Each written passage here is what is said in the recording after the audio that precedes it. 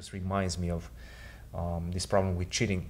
Speaking of that, what do you think we need to do about it? I mean, it's a huge problem we have in the world of chess. Yeah, it's a huge problem online, and I mean over the board. Now it's very easy to be suspicious of basically Anybody. Yeah, anybody. Yeah.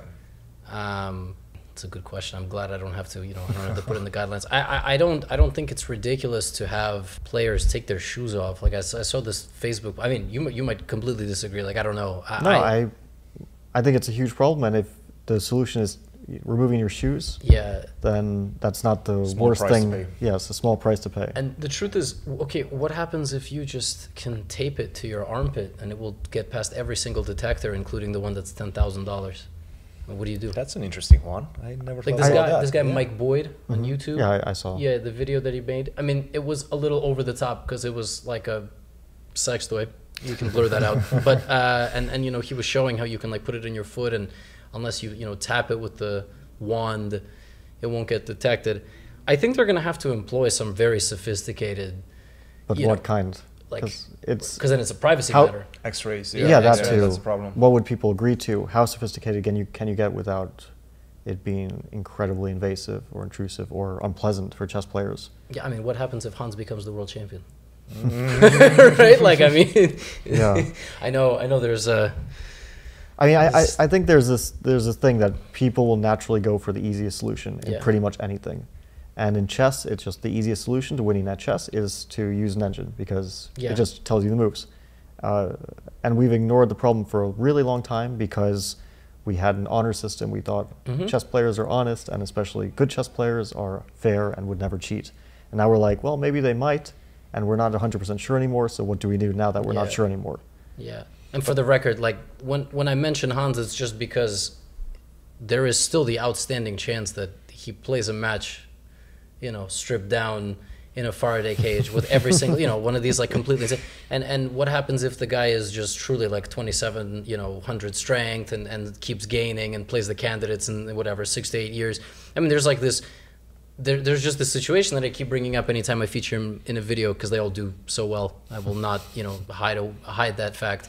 Like it either is or isn't, right? Like this is all either a fairy tale or it's like completely 100% legitimate, and that just blows my mind. Like I just can't wrap my head around it. Do you think so? Because I feel like there is a chance that it's in the middle, that he is a very good player who has cheated in the past, and this is like the scariest prospect. But we know he has cheated in the past. But that he's also online. a very good player, and that he's not even, because there was speculation, what's his real strength? And I think his real strength is just at 2,700, and not much higher as he claims, but also not much lower as many people claim. But he's also willing to take that extra push to become the best player in the world. Yeah, I don't know, and I don't remember what his suit ultimately said. Like I don't remember if he's even contending against the report. Because he went live and he kind of said what he said. I didn't read into like whether in his case they're saying that was like under duress or that was kind of an emotional response, or if like they're admitting that that's the reality. That's actually like a thing. A lot of really young talented players might cheat a little bit, a little bit online. And then, I mean, and I think Anish brought this up at some point, like, what if that just sort of becomes part of their training regimen? It's not as ridiculous as the business executive that cheats every move and says he's, learning from ciphers. What if you just cheat 2 moves a game in every single game that you play, or like 1 move, or, okay, you don't do it for a little bit. That's the scariest thing for any of these online events. And you've played some of these online events. I know they have like the 2 cameras and they make you screen share. I feel like you can cheat online, even with all those measures, so easily. Yeah, I can. So I'll just go into a bit of a tangent here because it's an interesting subject. And you're absolutely right. You can cheat very easily. These online tournaments started in 2020, early 2020. It was the Chess24 stuff first. It was the tour, and I was like, okay, I'm playing with the guys. Yeah. I didn't have any suspicions. Then the whole Petrosian things happens. I feel really weird during the game, like I'm being cheated against, but I don't say anything to anyone except for Rustam. I'm like, the guy was probably cheating. And then we started thinking and getting increasingly paranoid, the 2 of us. We were like, it's so easy. We hadn't thought of it before, but it's so easy because you don't have to follow the first line. You just incorporate some blunders, incorporate, you play on your own for like 70% of the game, 80% of the game. Yeah. You get a hint here. Someone just tells you, you know, this is a winning position. Or someone just tells you this is the valuation, so it's like you're confident and you're like, okay, I'm on the right path. And I know that I'm not worse, so there's, you know, all these things turn a 2700 player into a 2900 player, especially online. And it's impossible to detect.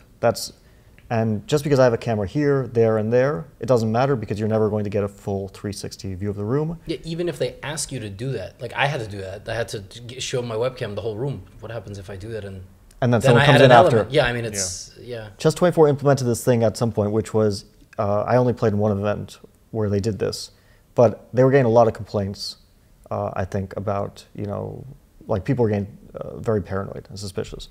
So they implemented this thing where the players show the inside of their ear to the camera. First of all, I'm not sure you can actually see anything through a webcam looking into your ear. But after that, players were free to get up, which is the funniest thing in the world because, you know, you can get up, go to another room and put whatever you want in your ear. And it's like, yeah, you can you can implement all the measures you want, but you will never do it for other reasons too. Like, let's say I'm a top player and during the middle of the game, I just leave because I say I need to use the bathroom. Chess.com, Chess24, they're not going to disqualify Magnus or Hikaru or Ding or anyone for this because it would be a scandal. It would be like, I had to use the bathroom. Yeah.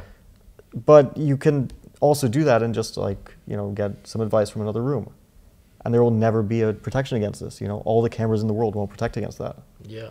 And that's not only for online tournaments, right? Even in live tournaments, you can have somebody in the audience just raise their hand, stretch at one particular moment, signaling. And then you will get a signal and you will know that you're better, you will know that you have to find something, whatever. So it's a big problem we have with live chess as well, and we were trying to figure out how to deal with that, and we couldn't find a solution. We're thinking about that for the Grand Chess Tour and things of that nature, because obviously now we have for online, we have the 15 or 30-minute delay, and that's going to solve some problems.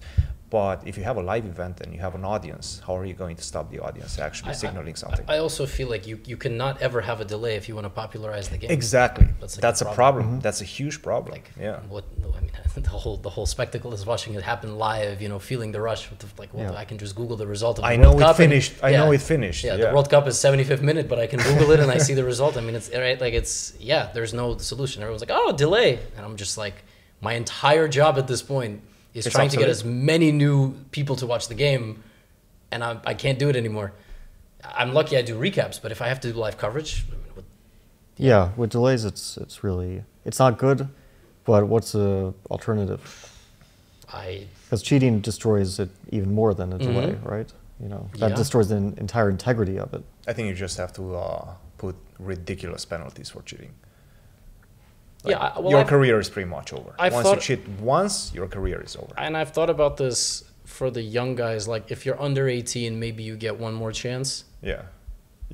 It's like, what if you're 17 and 11 months? Sure. I mean, okay, you're whatever. You get like the minor penalty, and then maybe 16 because so many kids are already really like brilliant players at 16, and then if you do it as an adult, it's like a permanent suspension from online play. I mean, it's like popping for performance-enhancing drugs, right?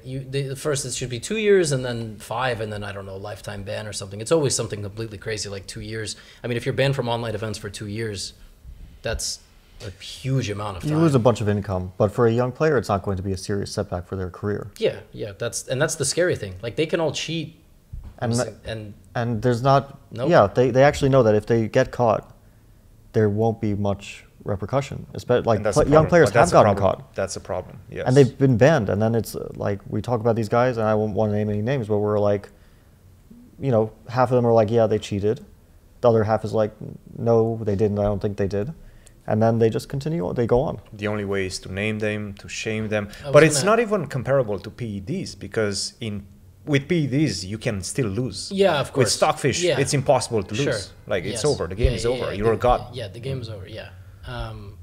You play God. You can decide when you know. You can also like lose on purpose, basically. Oh, actually, this was one of the things that when I was talking with Rustam 2 years ago, and we were having this revelation.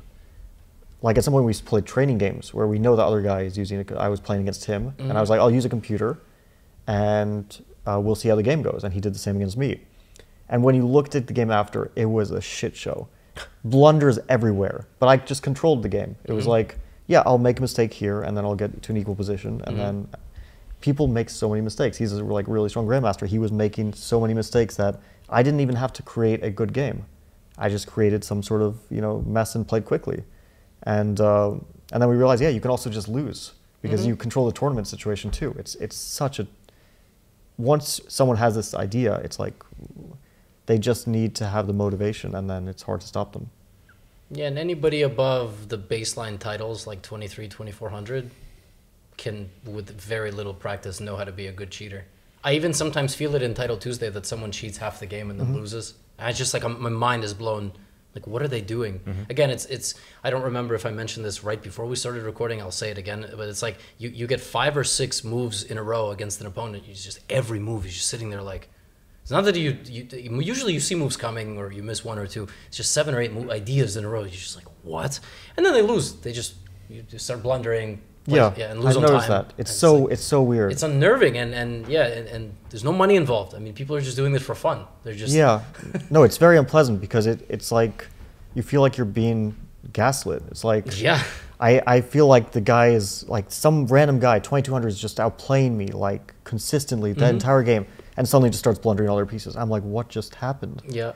Or the opposite, like I'm totally winning and they have 1 second left, I have a minute, and they're like 2200. Suddenly it's equal. And suddenly they like defend with 1 second left, like perfectly. I'm like, how does this happen? It's so weird. And I'm like, did they cheat? Did they not? I don't know anymore. Exactly. Yeah. And you know that you've played. I mean, you've played over the board before the internet, before playing online 90% of the time. You've played with 2200s, and 99% of the times you're going to be able to trick them. You're going to beat them easily. They're so bad. And like they're really bad. And then online you see these guys like, which you know that they're winning like 6 candidate games masters in a row. in real life, or like 40 years old. Like and they have like, public accounts. I've like lost to people who are in their 40s and they're 2100 FIDE. I'm like, I'd win 100 and they're 2900 games. on chess.com. I would beat them 100 out of 100 games over the board. How? I'd beat them like how they do if it? I didn't sleep for 3 days, and they just destroy. I'm sitting there like, no, this doesn't make any sense. But again, you can't.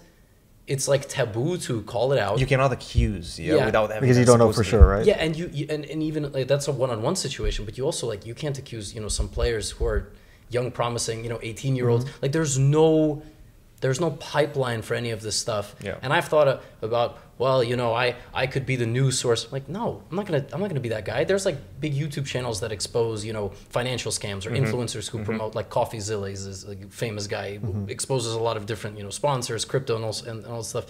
Like, I don't want to. That's not my job for chess. Yeah. And you take a lot of heat for it. Yeah, you too. take a lot of heat. Incredible amount. Yeah. Why would I? But also, I saw this phenomenon. It's like there's a Title Tuesday, and you have Magnus, Hikaru, whoever else is playing, and then you have some guy. He's like candidate master, 7 out of 7 against grandmasters, and then just loses all the rest of the games. I'm like, this is really weird. Yeah. Because this doesn't happen. It maybe happens like 1 in a million.